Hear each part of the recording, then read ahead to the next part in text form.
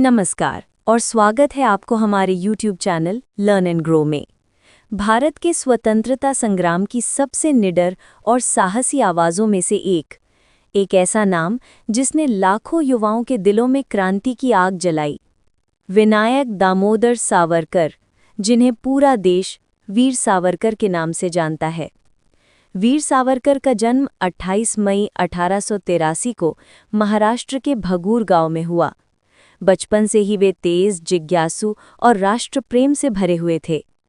14 साल की उम्र में जब अंग्रेजों ने चापेकर बंधुओं को फांसी दी, तभी सावरकर ने आज़ादी के लिए अपना जीवन समर्पित करने की प्रतिज्ञा ले ली।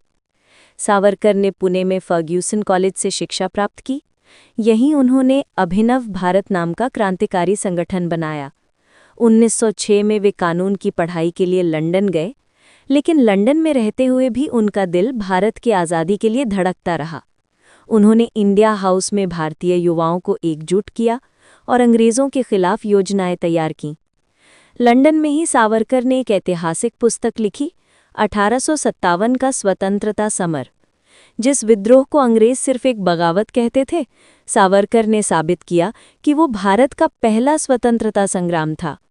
इस किताब ने अंग्रेज़ों को इतना डराया कि इसे दुनिया भर में प्रतिबंधित कर दिया गया। 1910 में सावरकर को गिरफ्तार कर लिया गया। उन पर हथियारों की तस्करी और क्रांतिकारी गतिविधियों का आरोप लगा। फिर आया वो फैसला जिसने उन्हें अमर बना दिया, 2 जन्मों की सज़ा, यानी 50 साल का काला पानी। अंडमान की सेल्युलर जेल, जहां कैदियों को इंसान नहीं मजदूर की तरह इस्तेमाल किया जाता था। दिन भर तेल कोल्हू घुमाना, कठोर परिश्रम और रातें अंधेरे और दर्द में गुजरती थीं। लेकिन सावरकर कभी टूटे नहीं। उन्होंने जेल की दीवारों को ही अपनी किताब बना लिया। कंकड़ों और कीलों से कविता लिखते रहे, साथ ही कैदियों को प्रेरित करते रहे। 1924 में सावरकर को रिहा किया गया, लेकिन उन पर कई प्रतिबंध लगाए गए।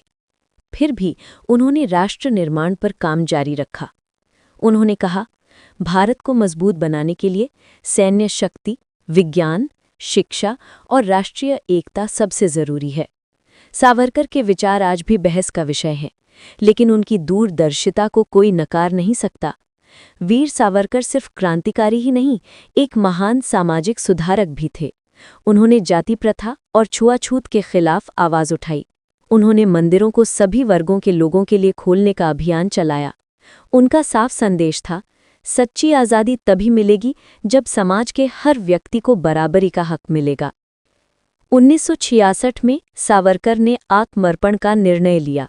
उन्होंने कहा, मेरा जीवन राष्ट्र के लिए अपना काम पूरा कर चुका है, और 26 फरवरी 1966 को ये महान क्रांतिकारी इस दुनिया से विदा हो गया।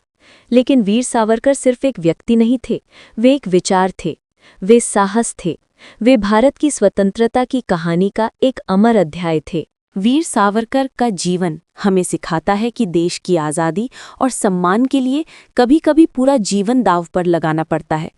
आज हम उनकी विरासत को कर्जदार हैं। जय हिंद, जय भारत। वीर सावरकर को शत-शत नमन। अगर आपको ये वीडियो पसंद आया हो तो लाइक और शेयर ज़रूर करें, और ऐसी ही देशभक्ति से जुड़ी ज्ञानवर्धक और प्रेरणादायक कहानियों के लिए हमारे चैनल लर्न एंड ग्रो को सब्सक्राइब करना ना भूलें।